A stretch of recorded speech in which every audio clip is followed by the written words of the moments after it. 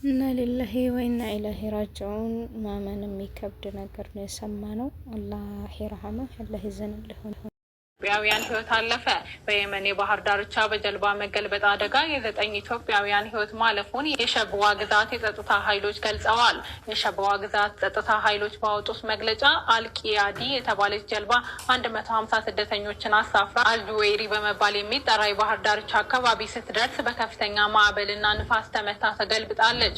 ጀልባው አሳፍራቸው የነበሩት 150 ፍልሰተኞች ሁሉም ኢትዮጵያውያን ወንዶች ናቸው። ህይወታቸው ካለፈው ውጪ የተረፉት ፍልሰተኞች አደገኛ ጉዞ በኋላ ወደ ባህር ዳርቻ ደርሰዋል ተብሏል። ከቅርብ ጊዜ ወዲህ ከአፍሪካ ቀንድ ወደ የመን የሚደረገው ህገወጥ ስደት በከፍተኛ ሁኔታ መጨመሩ ተገልጿል።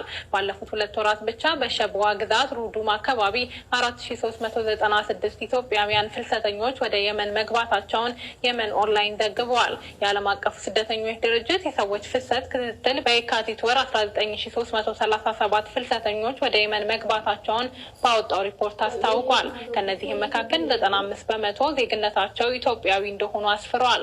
ፍልሰተኞቹ ዋነኛ መተላለፊያቸው በጅቡቲ በኩል ሲሆን መዳረሻቸው ሳውዲ አረቢያ ነው። ፍልሰተኞቹ ለስደት መነሳሳት የዳረጋቸው ኢኮኖሚያዊ ምክንያት እንደሆነ ሪፖርቱ አመልክቷል። የባህር ዳርቻ በደረሰ የጀልባ መገልበጥ አደጋ የ9 ኢትዮጵያውያን እና ሊላሂ ወኢና ኢለይሂ ራጂዑን። በድጋሚ አሰላሙ አለይኩም ወራህመቱላሂ ወበረካቱ። ውድና የተከበራችሁ የዩቲዩብ ቻናል ቤተሰቦች እንዴት ናችሁ? ሰላም ናችሁ ወይ?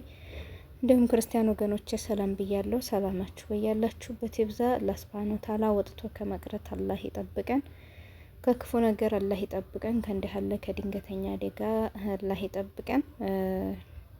ሱብሃንአላህ። ሐሙዲ ወንድማችን እንግዲህ እሱን የማያውቅ የለም።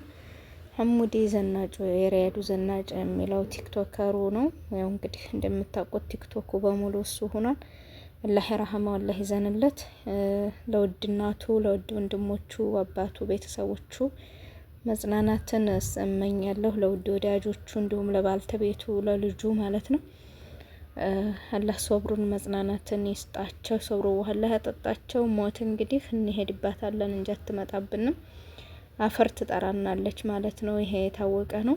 አላህ ሱብሃነሁ ወተዓላ ጀነቱል ፈርደውስን አላህ ይወፍቅህ ወንድማችን እላለሁኝ። በጣም ነው የሚያሳዝነው።